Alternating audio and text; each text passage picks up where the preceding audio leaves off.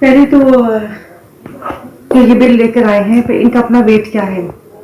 وزیر اعظم صاحب نے یہاں پر بحث کا آغاز کیا ہے اور انہوں نے کہا ہے، میں ان سے یہ پوچھنا چاہتی ہوں کہ یہ آپ کا خود کا فیصلہ تھا یا کہیں سے فیصلہ آیا ہے؟ لندن سے آیا ہے یا جاتی عمرہ سے آیا ہے؟ کہاں سے فیصلہ آیا ہے؟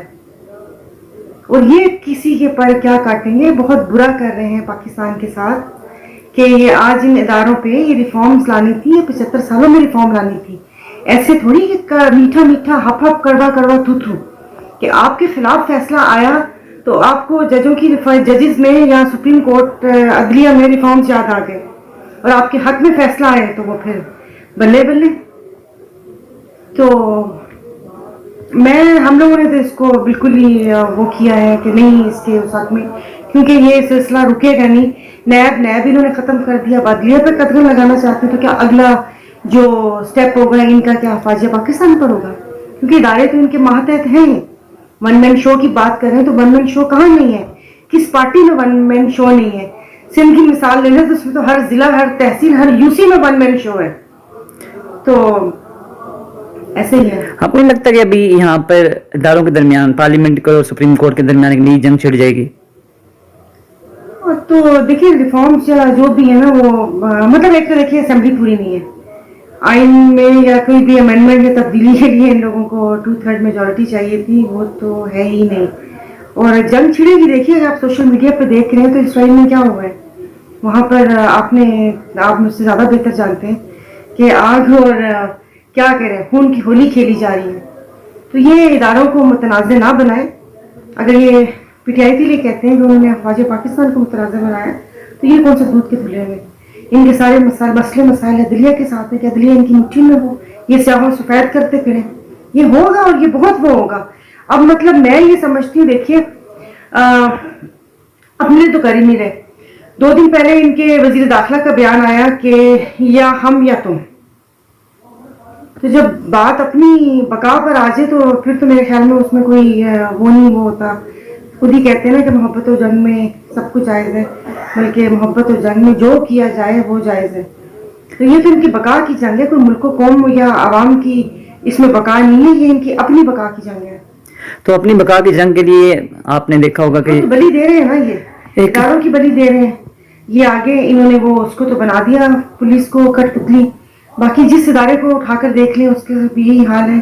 تھوڑی بہت ہمارا کیا کہتے ہیں افواج پاکستان بچی ہوئی ہے، خدا نہ خواستہ پتہ نہیں اب یہ کیا کریں گے.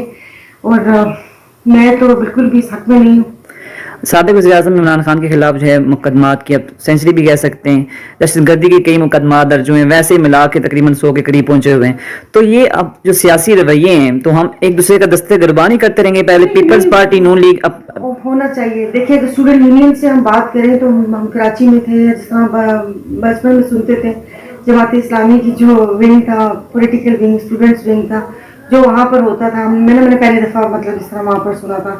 اس کے بعد یہ آج ایم کیو والے بالکل ہی وہ دودھ کے دھلے بن گئے اور بالکل ہی وہ آئین اور قانون اور اس کی بات کریں. میں نے وہ دور بھی دیکھا ہوا ہے، وہ دور بھی دیکھا ہوا ہے کہ ان کے لڑائی جھگڑے اور یہ جو ہوتا تھا وہاں پر کہ آج ایک ایم کیو ایم کا مرا تو اے این پی کا دوسرے دن اے این پی کا مار دیا.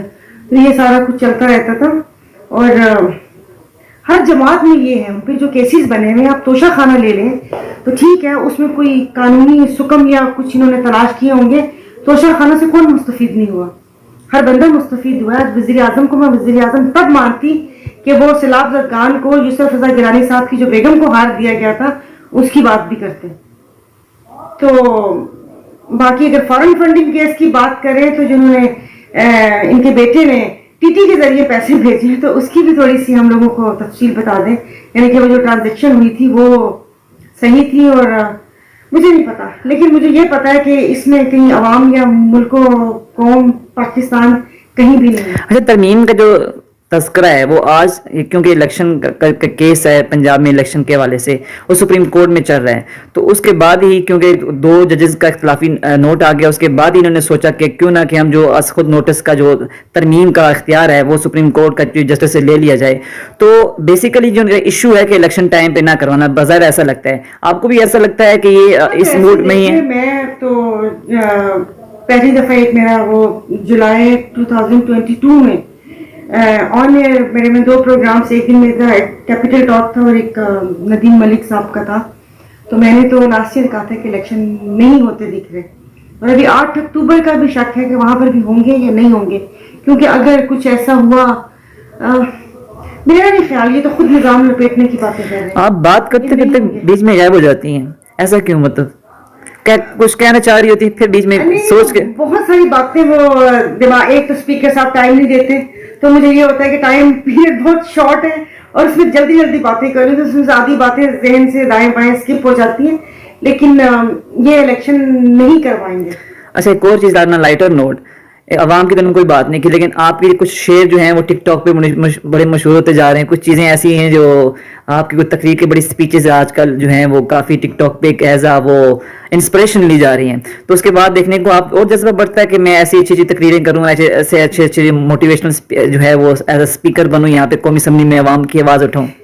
नहीं, कुछ ऐसा नहीं, मतलब मैं कहती हूँ ना कि वो इंसान सिर्फ वो कहते हैं कि बातों के सुल्तान ना हो, इंसान काम का भी हो, और मेरी वो अचीवमेंट होगी कि मैं अगर जो बोलती हूँ तो शायद कि वो कहते हैं ना कि तेरे दिल पे असर कर जाए मेरी बात, कि जो यहाँ पर बैठे हुए इक़्तिदार पे जो मसनद पे काबिज हैं उनको वो इस चीज़ को रियलाइज़ करें, तो मेरे लिए वो ज़्यादा मतलब वो है।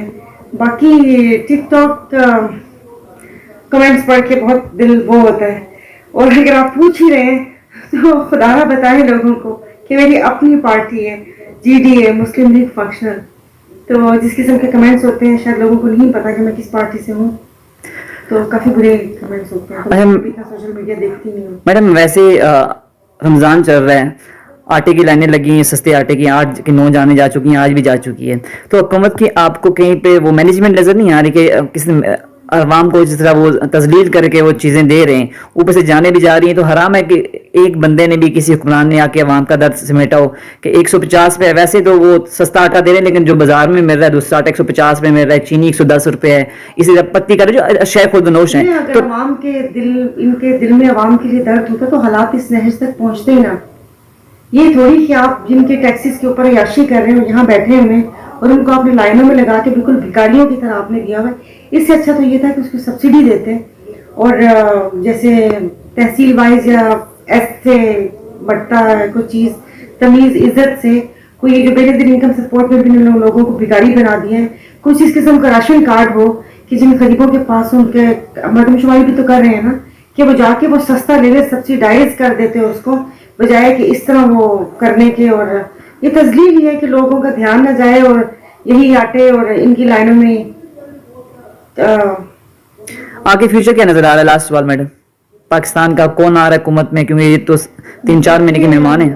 दुआ है, मतलब इतना बाबरकत महीना है, उठते बैठते इवन इफ्तार पे भी पाकिस्तान की सलामती के लिए दुआ है कि हमारा मुल्क है तो हम हैं, ये हमारी पहचान है, लेकिन इन लोगों ने तबाह करने में कोई कसर छोड़ी नहीं है, और बस जिस किस्म के हालात के लेकर जा रहे हैं, बस खुदा पाक से दुआ ही है कि जो इन हालात के जिम्मेदार हैं खुदा पाक उनको नेस्तो नाबूद करे, मेरे वतन पे आँच ना आए, लेकिन हालात इन्होंने बहुत बुरे कर दिए। Thank you.